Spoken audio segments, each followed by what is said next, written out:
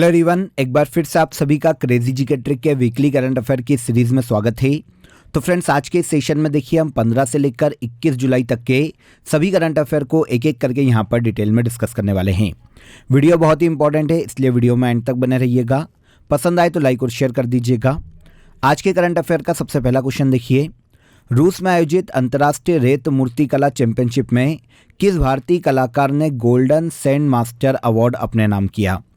तो ये भारतीय कलाकार है देखिए सुदर्शन पटनायक, जिन्होंने हाल ही में अंतर्राष्ट्रीय रेत मूर्तिकला चैंपियनशिप में गोल्डन सैंड मास्टर का अवार्ड जीता है। कहाँ से बिलोंग करते हैं ये इंपॉर्टेंट है, तो ध्यान रखिएगा ये भारत के ओडिशा राज्य के रहने वाले हैं। कला के क्षेत्र में सुदर्शन पटनायक के योगदान के कारण इन्हें 2014 में पद्मश्री से सम्मानित किया जा चुका है। हाल ही में अंतर्राष्ट्रीय रेत मूर्तिकला चैंपियनशिप, जिसका आयोजन रशिया में किया गया, इसमें इन्हें गोल्डन सैंड मास्टर का अवार्ड दिया गया।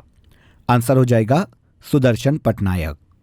सेकेंड क्वेश्चन, किस देश के तेज गेंदबाज जेम्स एडरसन ने संन्यास की घोषणा की? तो जेम्स एडरसन की बात करें तो ये इंग्लैंड के बहुत ही फेमस अंतर्राष्ट्रीय क्रिकेटर है। फ्रेंड्स, इंग्लैंड के फास्ट बॉलर हैं जिन्होंने हाल ही में अंतर्राष्ट्रीय क्रिकेट खेलों से संन्यास की घोषणा की है। जेम्स एडरसन ने अपने पूरे करियर में 188 मैच खेले हैं और ऑल ओवर देखें तो 704 विकेट अपने नाम किए। लास्ट ईयर फरवरी 2024 में आईसीसी पुरुष टेस्ट गेंदबाजी रैंकिंग आई थी, जिसमें ये टॉप पर पहुंचने वाले सबसे उम्र दराज खिलाड़ी थे। जेम्स एडरसन इंग्लैंड के फास्ट बॉलर हैं जिन्होंने हाल ही में अंतर्राष्ट्रीय खेलों से संन्यास की घोषणा की है या फिर अंतर्राष्ट्रीय क्रिकेट से संन्यास की घोषणा की है। याद रखिएगा ये क्वेश्चन पूछा जा सकता है। आगे आ जाइए अगले क्वेश्चन पर।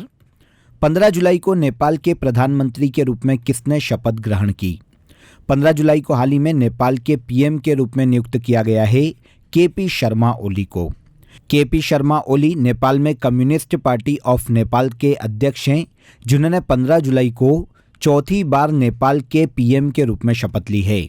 ये सबसे पहली बार 2015 में नेपाल के पीएम के रूप में नियुक्त किए गए थे और अब 2024 में चौथी बार नेपाल के पीएम के रूप में नियुक्त किए गए।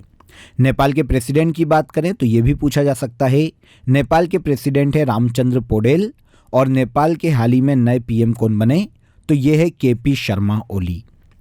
मध्य प्रदेश के किस शहर ने एक दिन में 11 लाख पेड़ लगाकर वर्ल्ड रिकॉर्ड अपने नाम किया? तो ये शहर है, आप सभी इसका एज्यूम कर सकते हैं, यह है इंदौर। भारत का सबसे स्वच्छ शहर भी है इंदौर। और इसके अलावा हाल ही में देखिए इंदौर ने एक साथ 11 लाख पेड़ लगाकर Guinness book of world record अपने नाम किया है। आप सभी को पता होना चाहिए कि इस साल 5 जून को वर्ल्ड एनवायरनमेंट डे बनाया गया था। इस दिन भारत के पीएम नरेंद्र मोदी ने एक पेड़ माँ के नाम अभियान की शुरुआत की थी, जिसके तहत पूरे भारत में 51 लाख पेड़ लगाए जाने का लक्ष्य रखा गया। इसी के तहत एक दिन में 11 लाख पेड़ लगाए गए हैं इंदौर में, जो कि एक वर्ल्ड रिकॉर्ड है। तो ये रिकॉर्ड किसके नाम आ गया? इंदौर के नाम। अब आ जाइए फ्रेंड्स, आप सभी को एक छोटा सा इंपॉर्टेंट अपडेट देता हूं। तो आप सभी के लिए देखिए गुरु पूर्णिमा की सेल रूट एप्लीकेशन और क्रेजी जीके ट्रिक एप्लीकेशन पर शुरू हो गई है, जहां पर देखिए सभी कोर्सेस आपको बहुत ही अच्छे डिस्काउंट पर अवेलेबल है। देखिए रूट एप्लीकेशन से अगर आप कोई भी कोर्स अवेल करना चाहते हैं तो आप कूपन कोड गुरुदेव का यूज़ कर लीजिएगा, वहाँ पर आपको बहुत अच्छा डिस्काउंट मिल जाएगा। और क्रेजी जीके ट्रिक एप्लीकेशन पर आपके लिए ऑलरेडी सभी कोर्सेस नॉमिनल चार्जेस में अवेलेबल है। उनकी प्राइसिंग पहले ही हमने कम कर दी है, तो वहाँ से आप डायरेक्ट परचेस कर सकते हैं। इसके अलावा देखिए स्पेशली इन 7 कोर्स को याद रखिएगा, गुरु पूर्णिमा के उपलक्ष्य में आप सभी के लिए पहली बार इन 7 कोर्सेस पर देखिए बहुत ही ज़्यादा डिस्काउंट दिया गया है। देखिए सबसे पहले बात करते हैं all in one complete package की, जहां पर आपको क्रेजी जीके ट्रिक और रूट एप्लीकेशन का पूरा एक्सेस मिलता है। सभी कोर्सेज पीडीएफ आप यहां पर एक्सेस कर सकते हैं। 1 ईयर की वैलिडिटी आपके लिए 3,990 रुपये की है और इसके अलावा 3 ईयर वैलिडिटी में आपका 1,000 रुपये चार्जेस बढ़ जाएगा, 4990 हो जाएगा। इसके अलावा एसएससी का टारगेट बैच भी आपके लिए काफ़ी नॉमिनल चार्जेस में है, 799 में।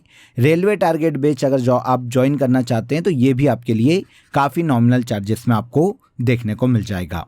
दोनों एप्लीकेशन पर आपके लिए कोर्सेस अवेलेबल है। देखिए आरंभ batch GS foundation course 1 day exam वाले के लिए अलग से अवेलेबल है, जितनी भी नई बैचेस आएगी, जितने भी लाइव क्लासेस आएगी, वो सभी आपकी इसमें ऐड ऑन होती जाएगी। यहाँ पर 1 ईयर वैलिडिटी है 990 में और 2 ईयर वैलिडिटी है 1490 में। इसके अलावा देखिए आरएम 2.0 हमारा जीएस फाउंडेशन कोर्स है स्पेशली सिविल सर्विसेज के स्टूडेंट के लिए। ओके, तो जितने भी ऐसे स्टूडेंट हैं जो कि स्टेट पीएससी की प्रिपरेशन कर रहे हैं, यूपीएससी की प्रिपरेशन कर रहे हैं, तो वो इस कोर्स को अवेल कर सकते हैं काफ़ी नॉमिनल चार्जेस में।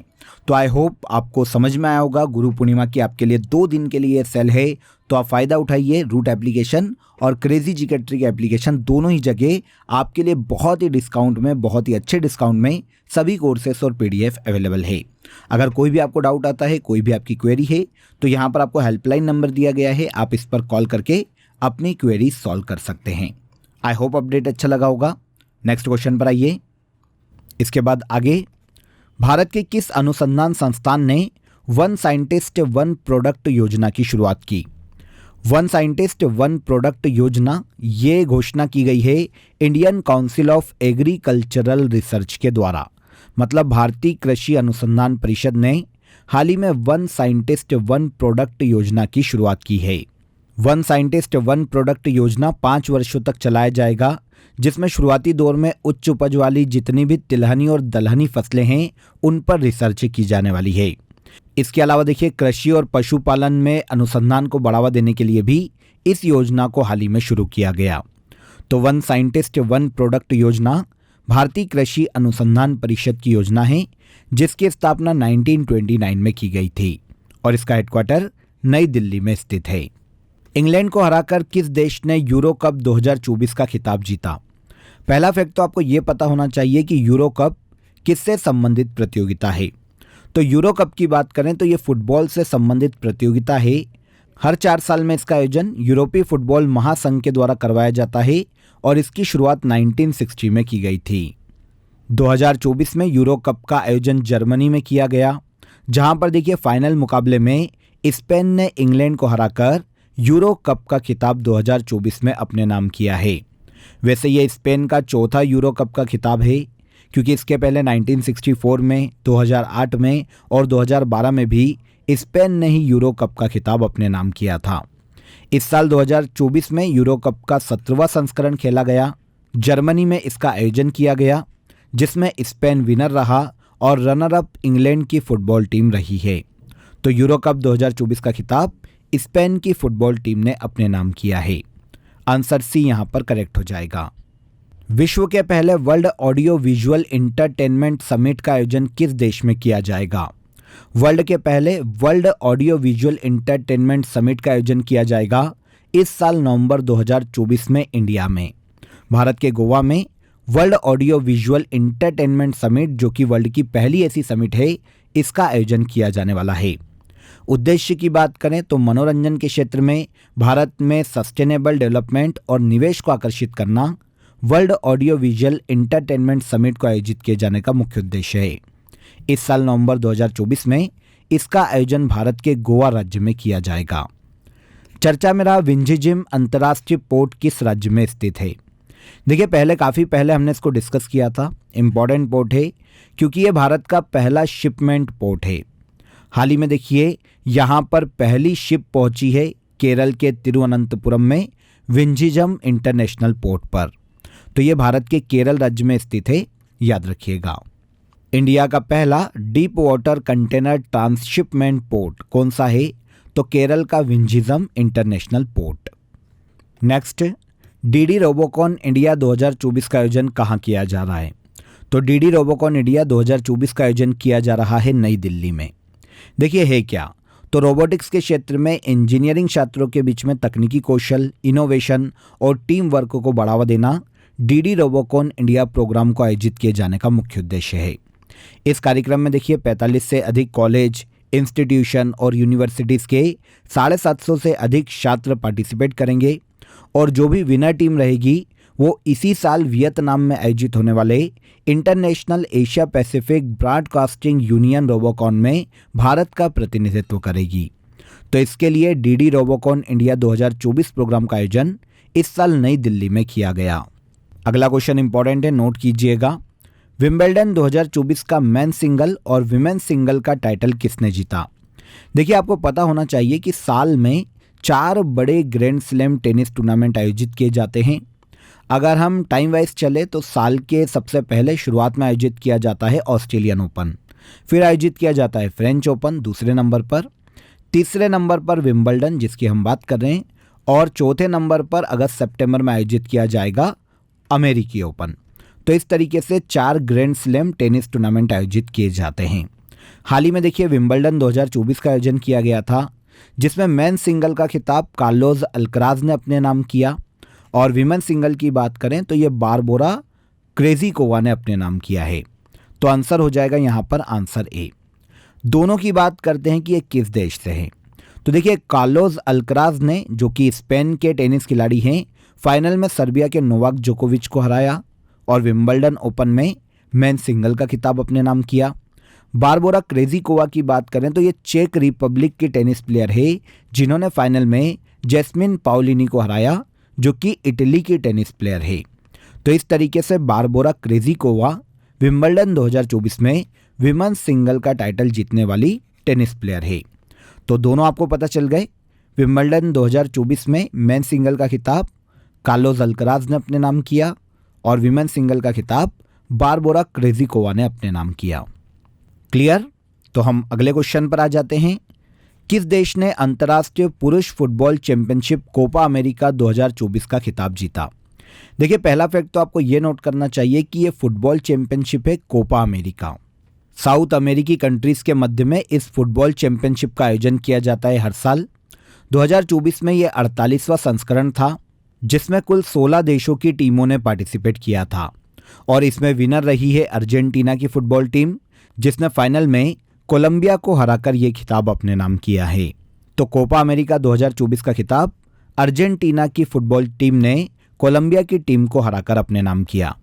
अर्जेंटीना हो गई विनर और कोलंबिया हो गया रनर अप। दक्षिण अमेरिकी देशों के मध्य में आयोजित होने वाली फुटबॉल प्रतियोगिता, जिसकी शुरुआत 1916 में की गई थी, और 2024 में ये 48वां संस्करण है। पारंपरिक फसल त्योहार हरेला किस राज्य से संबंधित है?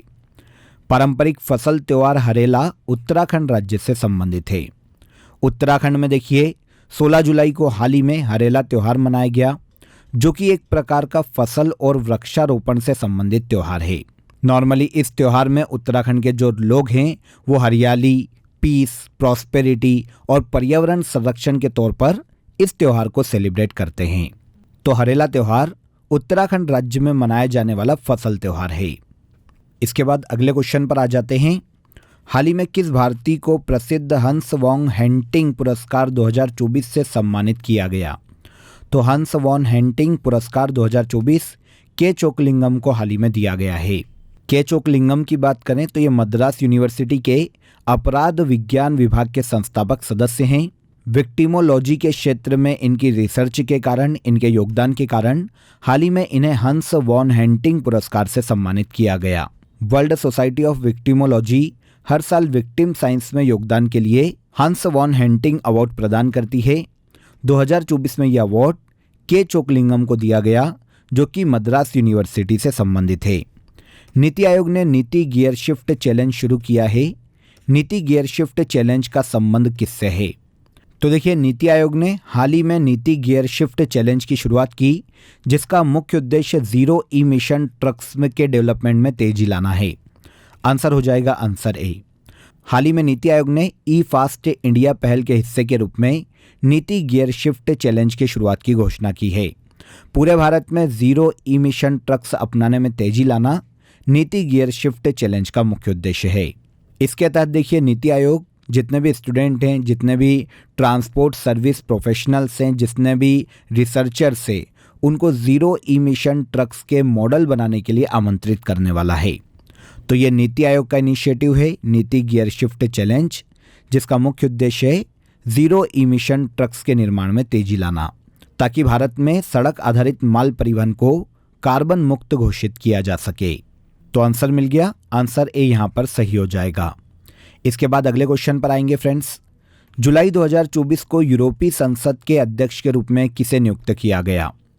यूरोपीय पार्लियामेंट के अध्यक्ष के रूप में हाल ही में रोबर्टा मेट्सोला की नियुक्ति की गई। वैसे रोबर्टा मेट्सोला को जुलाई 2024 में दूसरी बार यूरोपियन पार्लियामेंट का अध्यक्ष चुना गया है। इसके पहले 2022 में ये यूरोपियन पार्लियामेंट के अध्यक्ष के रूप में नियुक्त की गई थी और अब दूसरी बार 2024 में रोबर्टा मेट्सोला को यूरोपियन पार्लियामेंट का अध्यक्ष नियुक्त किया गया। यहाँ पर यूरोपियन पार्लियामेंट की बात करें तो यूरोपियन संघ की 7 अलग अलग ब्रांचेस में से एक है यूरोपियन पार्लियामेंट, जिसका हेडक्वार्टर फ्रांस के स्ट्रासबर्ग में स्थित है। यूरोपियन पार्लियामेंट के अध्यक्ष हाल ही में दूसरी बार रोबर्टा मेट्सोला को नियुक्त किया गया, जो कि माल्टा देश से संबंधित है। पॉल कागामे किस अफ्रीकी देश के राष्ट्रपति चुने गए? पॉल कागामे चौथी बार रवांडा देश के हाल ही में प्रेसिडेंट चुने गए हैं। रवांडा के बारे में आप सभी को पता होगा, एक अफ्रीकी देश है। पॉल कागामे रवांडा के पहली बार सन 2000 ईस्वी में प्रेसिडेंट बने थे और अब लगातार चौथी बार पॉल कागामे को रवांडा देश का प्रेसिडेंट चुना गया है। 2024 से 2029 तक ये अपने पद पर रहने वाले हैं। यहाँ पर कैजुअली रवांडा की बात करें तो अफ्रीकी देश है, जैसा कि अभी मैंने आपको बताया, जिसकी कैपिटल किगाली है और रवांडाई फ्रैंक यहाँ की ऑफिशियल करेंसी है। पॉल कागामे हाल ही में रवांडा के प्रेसिडेंट के रूप में चौथी बार नियुक्त किए गए। Next important question, Paris Olympic 2024 में भारत की ओर से कुल कितने एथलीट भाग लेंगे? तो आप सभी को पता होना चाहिए कि 2024 में इस साल पेरिस में ओलंपिक का आयोजन किया जाने वाला है, जहां पर देखिए भारत की ओर से 117 एथलीट पार्टिसिपेट करने वाले हैं। आंसर ए करेक्ट हो जाएगा। इंपॉर्टेंट क्वेश्चन है, फिर से मैं आपको बोल दे रहा हूं, नोट कर लीजिएगा। देखिए भारतीय ओलंपिक संघ ने पेरिस ओलंपिक 2024 के लिए हाल ही में एथलीटों की घोषणा की है और इन्होंने बताया है कि पेरिस ओलंपिक 2024 में टोटल 117 एथलीट भारत की ओर से पार्टिसिपेट करेंगे, जिनमें से सबसे ज़्यादा एथलेटिक्स में पार्टिसिपेट करने वाले हैं। पेरिस ओलंपिक इस साल 26 जुलाई से लेकर 11 अगस्त 2024 तक फ्रांस के पेरिस में आयोजित किया जाएगा। वैसे देखिए फ्रांस में या पेरिस में ये तीसरी बार ओलंपिक का आयोजन किया जा रहा है। सबसे पहली बार सन 1900 ईस्वी में, फिर 1924 में और अब 100 साल बाद 2024 में तीसरी बार पेरिस में ओलंपिक का आयोजन किया जा रहा है, जिसमें भारत की ओर से 117 एथलीट पार्टिसिपेट करने वाले हैं। विश्व का पहला निम्न तापमान थर्मल डिसैलिनेशन कहाँ स्थापित किया गया? देखिए सबसे पहले आपको यहाँ पर डिसैलिनेशन को समझना पड़ेगा। देखिए खारे पानी को शुद्ध मीठे पानी में बदलने की तकनीक को डिसैलिनेशन के नाम से जाना जाता है, जहाँ पर देखिए समुद्री पानी को एक कंटेनर में डाला जाता है। डिसैलिनेशन की प्रक्रिया को शुरू किया जाता है, जिसमें क्या होता है, पानी वाष्प बन के एक दूसरे कंटेनर में चले जाता है और मिनरल्स या नमक जो हैं वो अलग हो जाते हैं। इसे कहा जाता है डिसैलिनेशन। हाल ही में देखिए विश्व का पहला निम्न तापमान थर्मल डिसैलिनेशन की स्थापना की गई है भारत के केंद्र शासित प्रदेश लक्षद्वीप में। लक्षद्वीप में पीने के पानी की कमी है, तो पीने के पानी की व्यवस्था करने के लिए वर्ल्ड का पहला निम्न तापमान थर्मल डिसैलिनेशन स्थापित किया गया लक्षद्वीप में। याद रखिएगा, ये पूछा जा सकता है। इसके बाद अगले क्वेश्चन पर आ जाइए। अगला क्वेश्चन देखिए, किस राज्य सरकार ने लड़का भाऊ योजना की शुरुआत की? तो लड़का भाऊ या लाडला भाऊ, आपको नाम से समझ में आ जाएगा कि ये मराठी लैंग्वेज है भाऊ नाम की।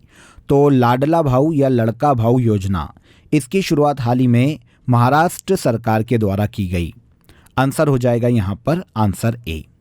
महाराष्ट्र राज्य सरकार के द्वारा राज्य में लड़का भाऊ योजना की हाल ही में शुरुआत की गई, जिसके तहत 12वीं पास जितने भी बच्चे हैं राज्य में उनको 6,000 रुपये, डिप्लोमा धारक जितने भी हैं उन्हें 8,000 रुपये और स्नातक डिग्री वाले जितने भी हैं उन्हें 10,000 रुपये तक की वार्षिक आर्थिक सहायता प्रदान की जाएगी।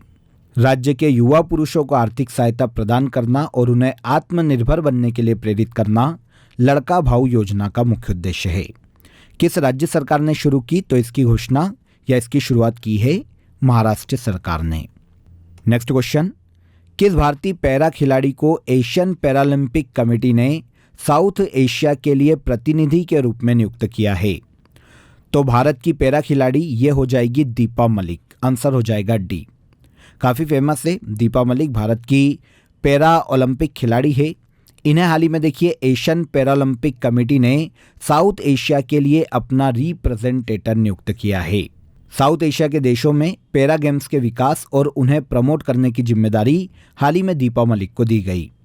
दीपा मलिक की बात करें तो देखिए ये शॉट पुल और जेवलिन थ्रो की एक पैरा खिलाड़ी है जो कि भारत के हरियाणा राज्य से बिलोंग करती है। खेलों के क्षेत्र में इनके योगदान के कारण इन्हें 2012 में अर्जुन अवार्ड से सम्मानित किया गया था। इसके बाद 2017 में दीपा मलिक को पद्मश्री अवार्ड दिया जा चुका है और आगे चलकर 2019 में इन्हें मेजर ध्यानचंद खेल रत्न अवार्ड दिया गया था। दीपा मलिक भारत की शॉट पुल और जेवलिन थ्रो की पैरा खिलाड़ी है जिन्हें हाल ही में एशियन पैरालंपिक कमेटी ने साउथ एशिया में अपना रिप्रेजेंटेटर नियुक्त किया है। इसके बाद भारत के किस मंत्रालय ने अस्मिता परियोजना की शुरुआत की? तो अस्मिता परियोजना की शुरुआत हाल ही में मिनिस्ट्री ऑफ एजुकेशन के द्वारा की गई।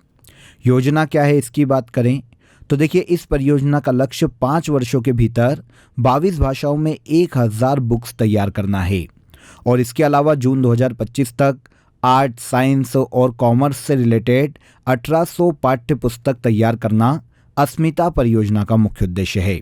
भारतीय भाषाओं में सभी क्षेत्र के लोगों को बुक्स उपलब्ध करवाना, चाहे वो तमिल हो, तेलुगु हो, कन्नड़ हो, मलयालम लैंग्वेज से रिलेटेड हो, सभी को उनकी लोकल लैंग्वेज में सभी बुक्स प्रोवाइड की जा सके ताकि वो साइंस, आर्ट्स, कॉमर्स अलग अलग क्षेत्रों में अच्छे से सीख सके, अपना योगदान दे सके। इसलिए अस्मिता योजना की शुरुआत मिनिस्ट्री ऑफ एजुकेशन के द्वारा हाल ही में की गई। जुलाई 2024 में लंदन से वाघनख भारत लाया गया। यह किस मराठा शासक से संबंधित है? आप इजीली बता दोगे इसका आंसर। ये मराठा शासक हैं छत्रपति शिवाजी महाराज। आंसर हो जाएगा आंसर ए। छत्रपति शिवाजी महाराज के वाघनख जो कि एक तरह का हथियार है, इसे हाल ही में देखिए भारत लाया गया है। 1659 में बीजापुर सल्तनत का एक जनरल था अफजल खां, उनको शिवाजी महाराज ने इसी वाघनख से मारा था। आगे चलकर यह वाघनख सतारा में रखा गया जो कि मराठाओं की राजधानी थी और 1818 ईस्वी में मराठा पेशवा ने इसे ईस्ट इंडिया कंपनी को गिफ्ट में दे दिया था। ईस्ट इंडिया कंपनी ये इंग्लैंड लेकर चली गई, तब से ये लंदन के म्यूजियम में था। अब भारत सरकार के प्रयासों से इसे पुनः एक बार भारत लाया गया है। तो वाघनख जो कि एक तरह का हथियार है, मराठा शासक छत्रपति शिवाजी महाराज से संबंधित है। आगे चलें।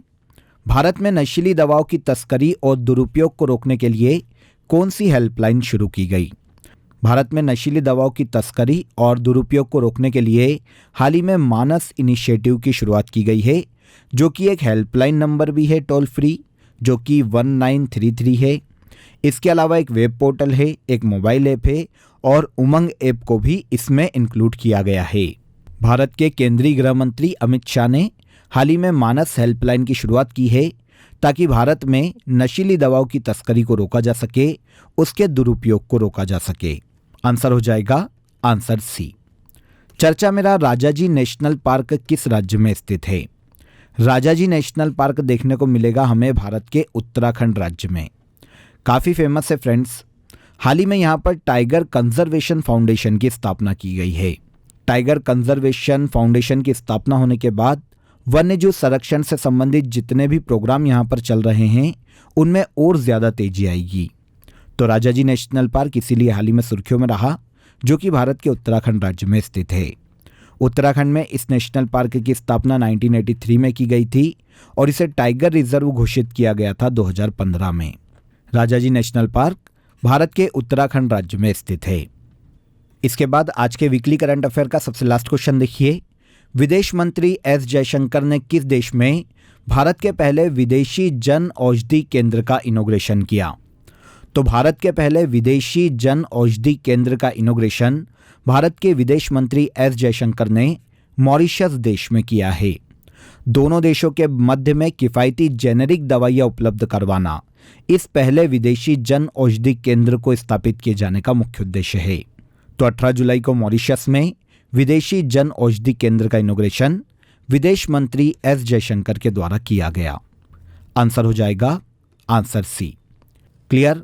तो यहाँ पर देखिए हमने वीकली करंट अफेयर के सभी क्वेश्चन को यहाँ पर डिटेल में डिस्कस किया, एक एक फैक्ट को समझा। अगर आपको वीडियो पसंद आया हो तो वीडियो को लाइक और शेयर कर दीजिए, चैनल को सब्सक्राइब कर लीजिए। कल फिर मुलाकात करेंगे नेक्स्ट डे के करंट अफेयर में। तब तक आप अपना ख्याल रखिएगा। जय हिंद, जय भारत।